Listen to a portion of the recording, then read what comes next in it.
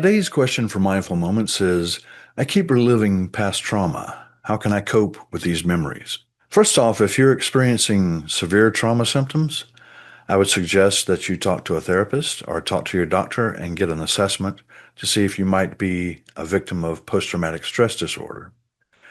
That having been said, here's some basic tips on how to deal with trauma. There's a thing called a trauma language. If you were raised in a family where there was a lot of trauma, like a lot of childhood incidences, then trauma becomes your language. The way that you deal with trauma in your family of origin becomes the language that you speak.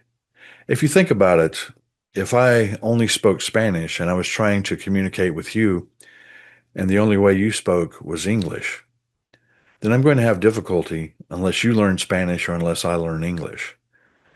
Likewise, if your family of origin raised you with the trauma language, in other words, this is the way that you respond to a trauma situation, then that's going to become your language. So if you're raised in a family of origin that only spoke Spanish, you would only speak Spanish.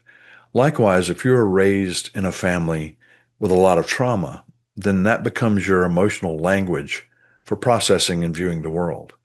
You might go out into the world and see everything as threatening because that's the environment that you grew up in.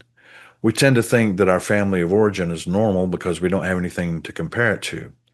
And so when we go out into the world, we expect everyone to traumatize us in some way.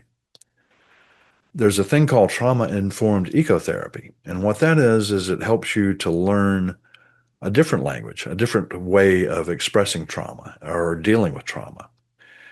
And one way to do that is by becoming aware of your triggers while in nature in a mindful environment under the care of a mindfulness-based ecotherapist. I like to use the terminology echoes in the forest.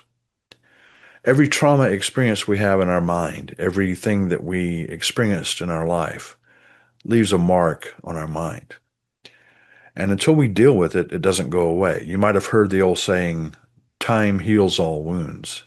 I'm not a really big fan of that saying because it tends to make people believe that if a great amount of time has passed since the trauma, then there's something wrong with them that they haven't gotten over it yet or healed yet from it.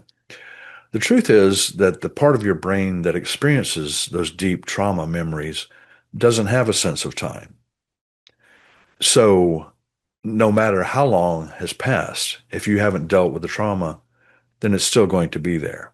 The encouraging thing about that is that your brain will guide you as to what you need to do to deal with the trauma.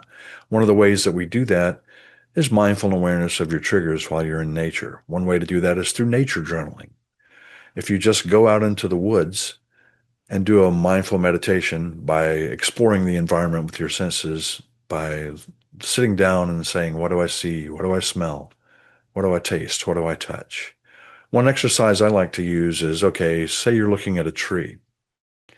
You might just walking through the woods say, oh, there's a tree and not even notice it. But imagine now that you're an artist and you have to sit down and draw that tree. You're going to have to know all the leaves, all the branches, all the colors, the way the light and the shadow falls on it. So you could spend an entire afternoon just studying that tree. Now, the more you do that, the more you leave doing mode and enter into being mode. And being mode is where you can become aware of those trauma memories and process them. Each memory is an echo. And that echo is a replaying of that trauma in your mind. Your brain is going over and over again. It's like a film strip on an endless loop in your mind about this traumatic reaction that you've had. That's just an echo, though. The trauma is no longer there. The thing that actually happened that gave you that trauma memory in the first place is no longer there. All you're experiencing is the echo of that memory. And I know I don't mean to minimize anybody's feelings in those situations. What you feel is not wrong or not inaccurate. It's just an echo, though.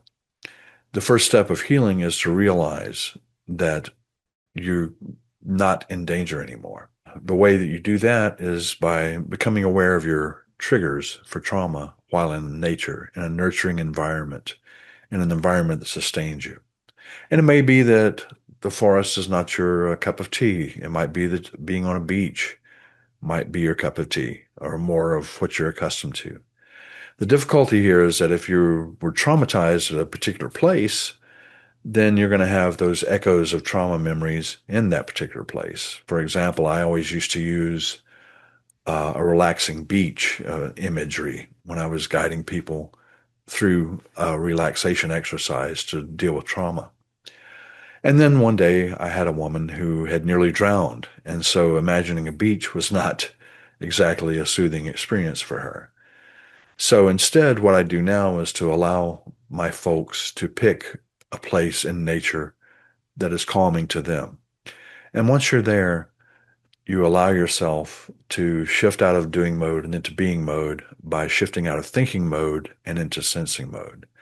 And once you're in sensing mode, once you feel that you're calm and that you're in a state of peace, then you can start examining those echoes, those trauma memories, and unpacking them a little bit at a time.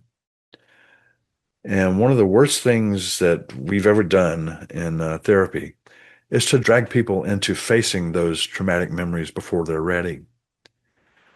Before you're ready to face some of those traumatic memories, you need some emotional regulation and distress tolerance skills to be able to unpack those and handle them in a safe way.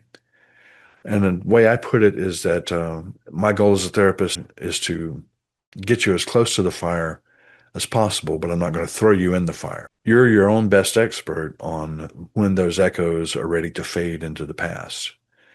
And only you can say, I'm ready to handle this trauma now, or I'm not ready to handle this trauma now. But the first step of that is by maybe trying journaling in nature somewhere. Go out with your journal.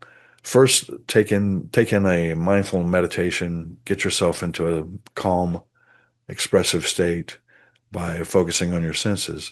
And then once you feel ready, start writing about those echoes in the forest, those trauma memories that you're experiencing, and see what you learn about yourself and about what you might be able to do to be able to deal with those memories. I hope this was helpful. And as always, if you really feel that you need some help, contact a therapist as soon as possible. Let me know what you think in the comments. And if you have any questions, feel free to email me at chuck@mindfulecotherapy.com. And I'll talk to you soon.